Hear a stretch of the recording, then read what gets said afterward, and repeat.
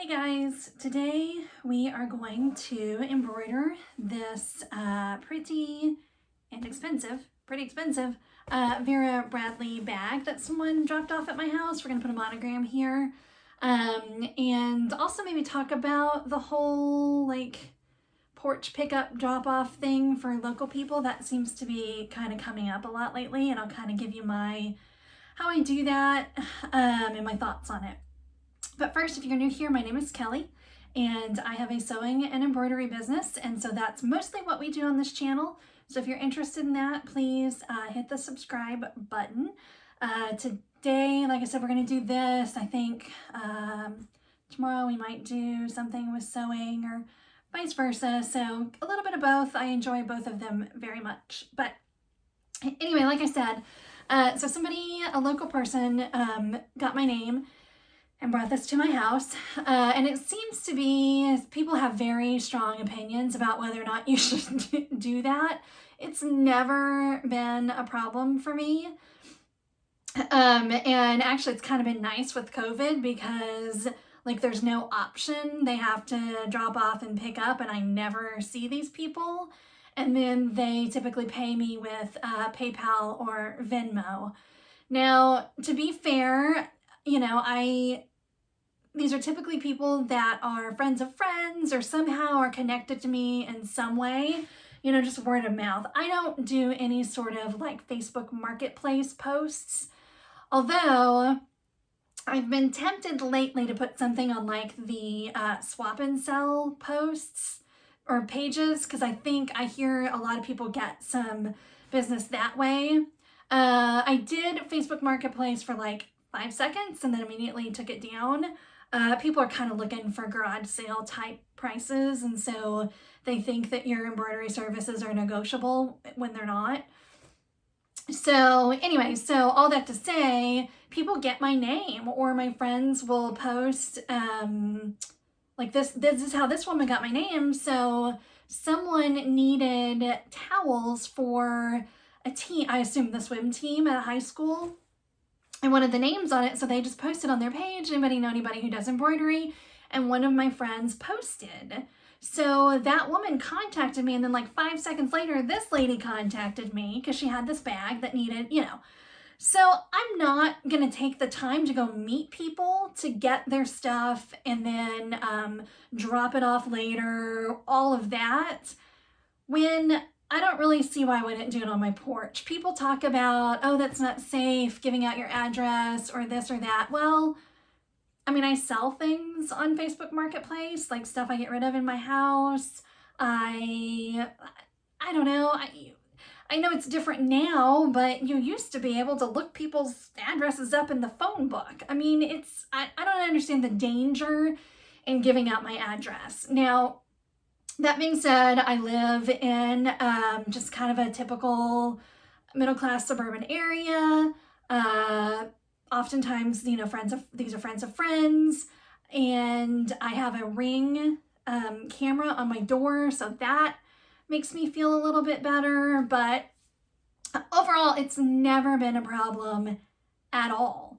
There was even on one Facebook group I'm in, someone said, oh, I did that, and the woman was knocking on my door, mad about the stuff, and it's well, I don't answer my door. Again, I got the Ring camera. I would talk to her via Ring and say, if you don't want it, don't take it or don't pay me, But anyway, never been a problem. This woman, as a matter of fact, I did have to meet with her briefly. I don't typically even meet these people, but I did because I wanted to, sometimes these bags, this bag is huge. But sometimes I wasn't sure how big the bag was. So, you have to be able to get your hoop and your machine inside this pocket. And I wanted to take a look at it and make sure. But she was super nice. It's kind of nice to see a human every once in a while. She's not in any hurry. She's not, I just find that most people are nice people, and they just have a bag they want embroidered. So it's really not that big of a deal to give them my address. Again, I'm not going to be meeting people at the 7-Eleven. It's just not, I would much rather them just throw it on my porch. I tell them to put it on the porch, send me a message when you're here, or when you've done it, and then I'll go grab it. So she did that yesterday, and then the lady with the towels, I did get those too. I probably won't do a video on those because I've already done a towel video. They're a little bit different, but not much. But these are a little bit tricky because, again, they're very expensive, so I don't want to replace this, but they're also very thick.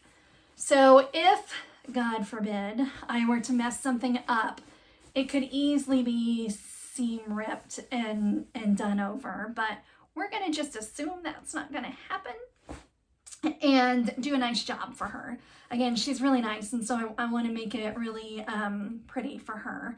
So let me start by showing you how I'm going to hoop this, and then I'll show you how I kind of cram it in the machine. She said there's a place not too far from here, and I've heard good things about them. That's an embroidery place. It's an actual brick and mortar. And that woman wouldn't do it. She said it was too big. So I'm not sure what that was about. Even the woman who dropped it off said she probably just didn't want to do it, which is fine. But I'm not sure why she said it was too big. Too big is way better than too small, because if it's too small, you can't get your hoop in there. But to me, this is fantastic. It should be, again, knock on wood, should be very easy. So let's take a look at how we're going to hoop it, because there are a couple of different options depending on what kind of hoops you have. I'm not going to show you how to do it on just a regular hoop. Those aren't hoops that I use. It's not something I'm confident or comfortable in. So I'll show you how I would hoop it with a Mighty Hoop and how I would hoop it with a Durkee Easy Frame.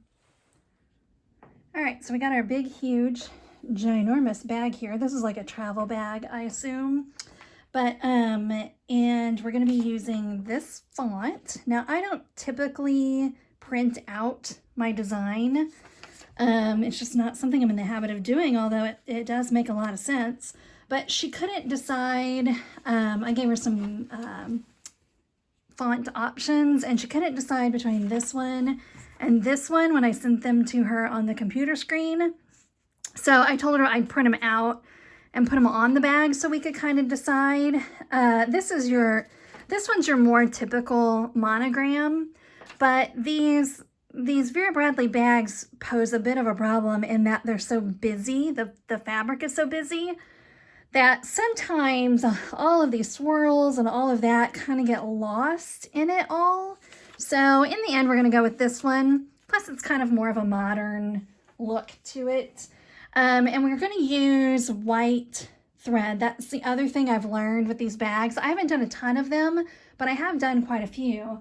And if you have to almost always use white thread, I know that's not very fun, but like she was thinking maybe a pink, and a light pink would probably be okay. But in the past, I've tried to like match this kind of like almost hot pink or whatever, and it just, again, it gets lost in this busy pattern. So we're just going to use white. She was good with that. And I'm just going to kind of, I usually do it, you know, slightly below the label. That looks pretty purposeful too, rather than try to center it on this, but that's assuming that your customer has no preference. So anyway, so since I had printed these out, I'm like, well, I might as well use them. So we'll get it kind of centered there, and your B on your Vera Bradley is about the center. So that should be pretty well centered. Now there's a couple ways we can do this. Originally I had hoped to use my Mighty Hoop just because it's still fairly new to me and I kind of want to see what all it can do. But I got it in there and I think I've changed my mind. So this is the only Mighty Hoop that I have. And it would go in here like this, and then all of, you know, I guess if I had stabilizer, let me show you when it's totally closed, because it absolutely will hold this, and I'm sure that if I had stabilizer, it would feel pretty stable, but I just don't like that I have this open space here. If I had a smaller mighty hoop, then it would be perfect, but I don't. So I'm gonna do it the way I've always done it, which is with my Jerky easy frames and some sticky stabilizer. So see, this kind of slips right in there, and then I will clip it and then put it on the machine. I kind of debated, it would be nice, I don't know, it would be nice if I could do it on this one. And I do think there's enough room. We might just do it on the smaller one, because there's our corner. All right, we're gonna do it on this smaller one. And the main reason for that is that I want there to be lots and lots of space for movement inside this pocket. So let's get our handy dandy sticky stabilizer. I don't always take it all off, but I want this to be really sticky to kind of keep that steady. So let me go grab,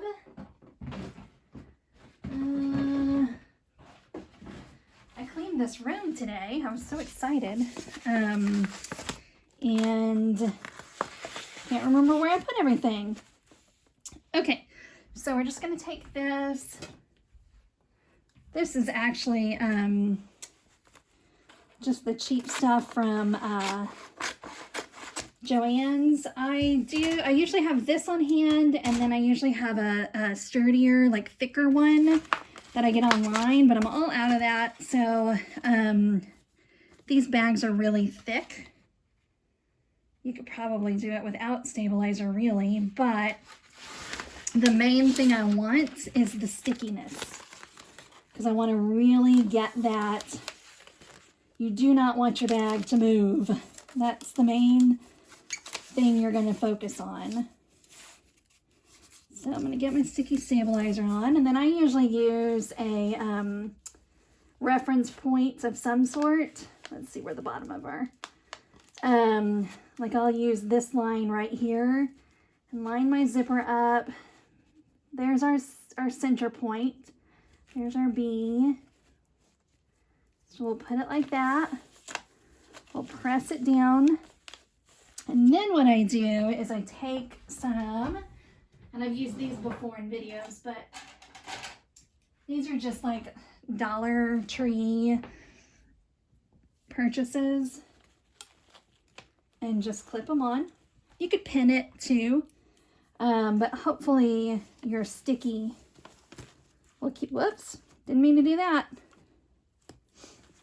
Some of these clips I have are better than others. Oh my gosh, of course, on video. So let's try that again.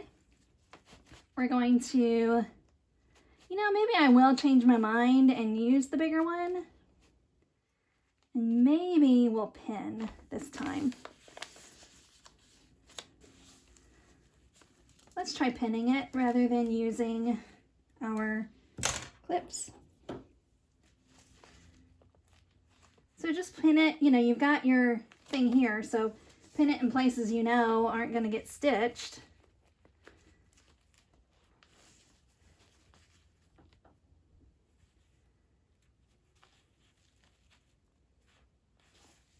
And then the last thing I'm going to do, I kind of debated this and I can't remember what I've done in the past, but I am going to use a water-soluble stabilizer on top just because it's quilted.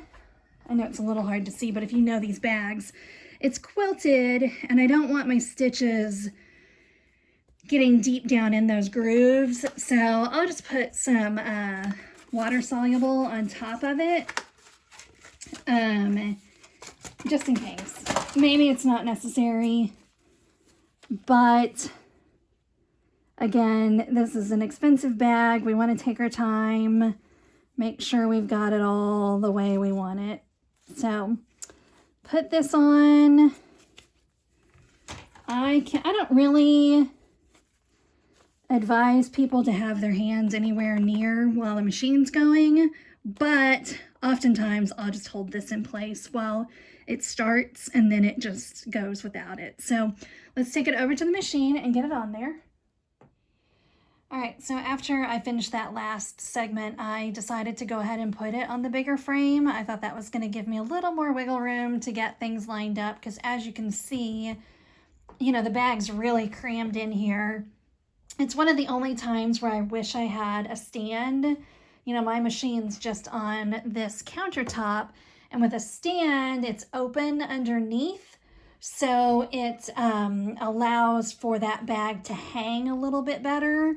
Where mine kind of has to be crammed in there a little bit because of the desk. But so it'll have to be babysat. Like I'll have to sit here and make sure everything stays kind of lined up well. But let's see, it is a 9-minute sew out. So I think it's going to be fine. And again, it's, you know, just kind of a good way to get your name out there, make sure people know you. Because yeah, I'm just doing a one-off here, but then because people know my name, I get boxes of things to embroider and make more money on. So we'll take our time. We'll make sure the stitch is nice and straight, and I'll show you what it looks like when it's done. Okay, so it's all done. A little hard to see there, but another quick pro tip is to make sure that you have a full bobbin before you start this project, because I did not do that and I almost had a heart attack when the bobbin ran out. You know, you can take your hoop off and get in there, but I was a little concerned to do that because it's so crammed in here. So I had to kind of fiddle around under here and get to the bobbin, which I was able to do. Yeah, moment of truth here. Let's see how it's gonna look. Yeah, kind of looks, yeah, it looks straight to me. I mean, it doesn't look crooked from here. I'm looking through the camera though. So let me take all of this off, and you just kind of peel this off, and then if you can't get it all, you can squirt it with a little water bottle. But let me do that and get it off the hoop, and then I'll show it to you. All right, we got it all finished up. Oh my gosh, I mean, this bag is huge. So there it is. It turned out really well. If you can see it, I swear I could probably fit in here. So like you can see, you know, it's really subtle because the fabric's so busy. But I think if you warn people about that, they understand. And it really actually looks really nice in person. I think it's hard to see on camera here and I can't quite hold it straight. Maybe, there we go.